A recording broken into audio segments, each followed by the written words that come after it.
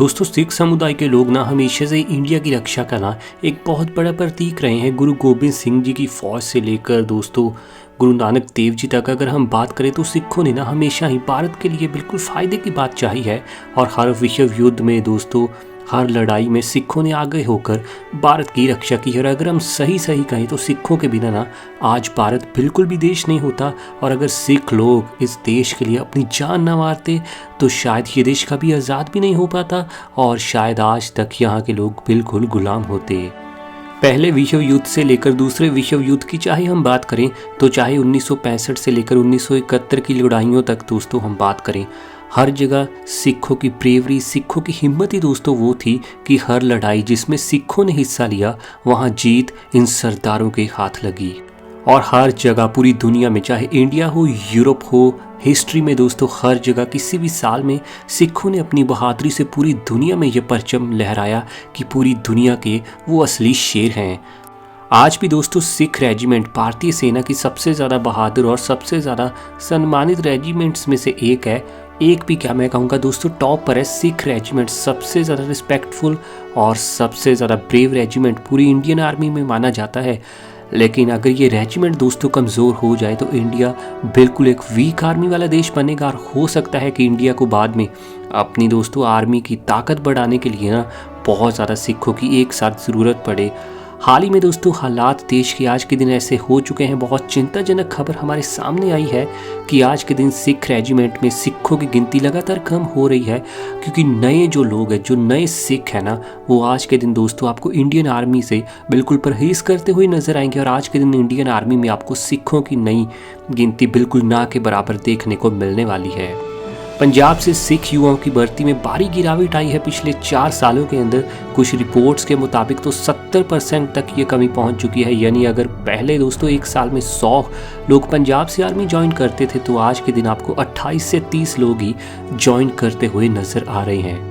हालात तो इस कदर दोस्तों बेकार हो चुके हैं, हालत इतनी ज़्यादा बदतर हो चुकी है कि आज के दिन आर्मी को खुद पंजाब के युवाओं को जाकर प्रमोट करना पड़ रहा है। उनके सामने एक अपील करनी पड़ रही है कि आओ सिख रेजिमेंट को ज्वाइन करो वरना देश की हालत बहुत ज़्यादा बेकार हो जाएगी।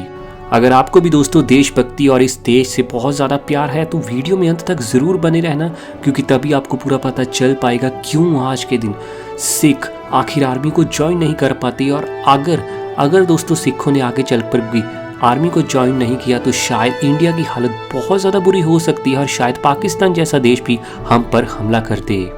हिस्ट्री में भी दोस्तों अगर हम खंगाल कर देखें ना तो फौज की परंपरा पंजाबी सिखों में ना बहुत ज़्यादा गहरी रही है। शुरू से ही गुरु नानक देव जी से लेकर गुरु गोबिंद सिंह जी ने दोस्तों संत सिपाही की अवधारणा की थी। धर्म की रक्षा के लिए दोस्तों तलवार उठाना सिखों ने पूरी दुनिया को सिखाया है। और आज के दिन भी सिख अपने ऊपर ना कभी भी अत्याचार नहीं सहते। और अगर आप इंटरनेट पर सर्च करेंगे कि दुनिया के सबसे ब्रेव रिलीजन कौन से हैं, किस धर्म के लोग, किस कम्युनिटी के लोग सबसे ज़्यादा बहादुर होते हैं लड़ाई लड़ने के लिए, तो आपको हर जगह ना सिर्फ सिखों का नाम नजर आएगा। ना हिंदू नजर आएंगे, ना दोस्तों क्रिश्चियन नजर आएंगे और ना ही मुसलमान लोग नजर आने वाले हैं। सबसे ज़्यादा बड़े योद्धा जिस धर्म ने, जिस कम्युनिटी ने पैदा किए हैं वो सिख कम्युनिटी है। सिखों की रिस्पेक्ट ना सिर्फ इंडिया में बल्कि दोस्तों पूरी दुनिया में बड़ी ज़्यादा की जाती है। और सभी जानते हैं कि सिखों से कोई भी लड़ाई जीतना लगभग नामुमकिन है। सिखों की कितनी ज़्यादा रिस्पेक्ट रही है हिस्ट्री में, ये बात आप इसी बात से समझ सकते हैं कि ब्रिटिश काल में सिखों की आबादी सिर्फ 2% थी। लेकिन वर्ल्ड वार 2 में दोस्तों ब्रिटिश की आर्मी में आपको इंडियन आर्मी मिलती थी ना, जो इंडियन आर्मी ब्रिटिशर्स के लिए उस समय वर्ल्ड वार 1 में लड़ी थी, उसमें 22% हिस्सा आपको सिर्फ सिखों का नज़र आया था। 2% टोटल आबादी थी लेकिन आर्मी में हिस्सा 22% का। समझ सकते हैं कितनी ज़्यादा पावर रखते हैं सिख लोग जो आर्मी में इतना ज़्यादा बड़ा योगदान देते हैं, आज से नहीं बहुत पहले से। और इसके अलावा वर्ल्ड वार 2 में दोस्तों उस समय 3,12,000 से भी ज़्यादा सिखों ने लड़ाई की थी। हिस्ट्री में तो आप जान ही चुके हैं सिखों ने कितने इतिहास रचे हैं, लेकिन आज़ादी के बाद भी ना इस देश के लिए सिख रेजिमेंट ने बहुत सारे बड़े बड़े युद्ध लड़े हैं। पाकिस्तान के साथ युद्ध अगर हम जीत पाए थे 1971 में तो सिखों का ही बड़ा योगदान था। उस समय भी सिख अगर ना होते तो शायद पाकिस्तान से भी इस देश को मुँह की खानी पड़ती। सिख सैनिकों की संख्या दोस्तों भारतीय आर्मी में ना आबादी के अनुपात से कहीं ज़्यादा रही है। एक समय हुआ करता था जब दोस्तों पंजाब से ना हर साल हज़ारों युवा आर्मी ज्वाइन करते थे। परिवार में ना यहाँ फ़ौजी लोगों के लिए बहुत ज़्यादा रिस्पेक्ट होती थी और हमेशा से ही पंजाब के लोग फ़ौज में जाने के लिए तैयार रहते थे। परिवार में दोस्तों कम से कम एक बेटे को फ़ौजी ज़रूर बनाया जाता था, क्योंकि इससे तो पूरे समाज में रिस्पेक्ट मिलती थी और साथ ही पंजाबियों के खून में भी होता था, सिखों के खून में भी है कि देश के लिए कुछ करना है, चाहे जान देनी पड़े लेकिन पीछे नहीं हटते थे। और साथ ही अच्छी खासी गवर्नमेंट की तरफ से सुविधाएं भी मिलती थी, पेंशन मिलती थी, बहुत ज़्यादा रिस्पेक्ट मिलती थी और साथ ही सभी की तरफ से अच्छी खासी बातें सुनने को मिलती थी। लेकिन हाल ही में देखा गया है कि पिछले 10 से 15 सालों में ना ये ट्रेंड पूरी तरह से बदल चुका है। स्पेशली 2022 के बाद स्थिति बहुत ज़्यादा गंभीर हुई है और आप जानते हैं, काफ़ी लोग जानते होंगे कि स्थिति गंभीर होने की सबसे जो बड़ी वजह है वो है अग्निवीर स्कीम। अग्निवीर स्कीम के चलते आप जानते हैं कि आर्मी में आपको सिर्फ 4 साल की ज्वाइनिंग मिलेगी, उसके बाद आपको अपने घर जाना होता है और सिर्फ 25% सैनिक ही ऐसे होते हैं जिनको 4 साल के बाद भी आर्मी में रखा जाता है। यही वजह है कि पंजाब का आज के दिन हर युवा आपको आर्मी से दूर भागता हुआ नजर आता है, क्योंकि उनका भी ये मानना है कि 18 साल में आर्मी ज्वाइन करके 22 साल में दोबारा घर पर आखिर वो करेंगे क्या। ना फ्यूचर सिक्योर होगा, ना ही लाइफ कोई अच्छी होने वाली है। ये बहुत बड़ी वजह है जिसके चलते आज के दिन बहुत सारे सिख लोगों ने ना आर्मी को लगभग बिल्कुल बाय बोलना ही सही समझा है।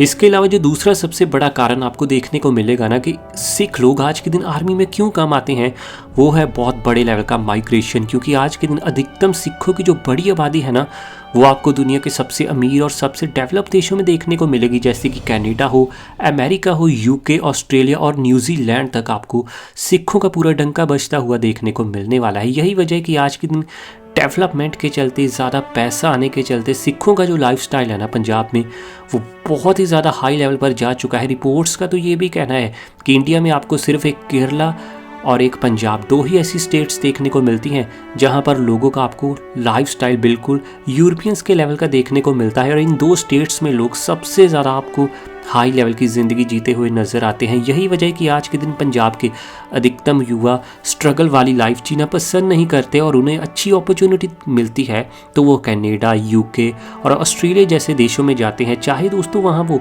लो लेवल जॉब भी करे, तब भी वो 5 से 6 लाख रुपए आपको मंथली कमाते हुए नॉर्मली नज़र आएंगे। ये एक बहुत बड़ी वजह है कि बाहर जाना यहाँ के युवा अब ज़्यादा प्रेफर करते हैं, ना कि आर्मी में जाकर अपनी जान जोखिम में डालना।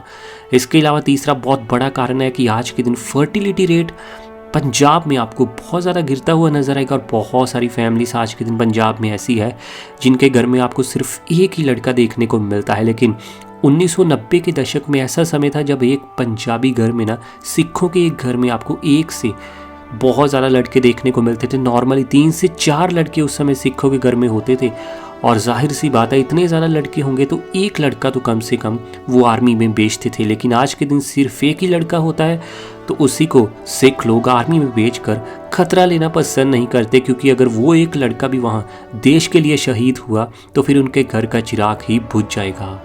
साथ ही इसमें बहुत बड़ा एक कारण आपको सिख आंदोलन भी देखने को मिलेगा। कहने का मतलब कि किसान आंदोलन जो कि 2020 में हुआ था, जहां पर प्राइम मिनिस्टर मोदी ने, आपको पता है कि बहुत सारे नए नॉर्म्स निकाले थे एग्रीकल्चर के रिलेटेड, जो एग्रीकल्चर को, किसानी को बिल्कुल पंजाब हरियाणा में ख़त्म कर सकती थी, जिसके चलते पंजाबियों ने, सिख लोगों ने बहुत बड़ा आंदोलन किया था। 2 साल से लंबा आंदोलन चला था दिल्ली में और सिखों की ही वो हिम्मत थी, इसी धर्म के लोगों की ये हिम्मत थी कि मोदी जैसे प्राइम मिनिस्टर को, जो कि इतना अकड़ू प्राइम मिनिस्टर है, उसको भी दोस्तों इन्होंने बिल्कुल घुटने पे ला दिया था। और अगर थोड़ा टाइम और निकलता तो शायद दोस्तों पूरी सरकार ही उस समय पीएम मोदी की गिरा देते। सिखों का ये जलवा है।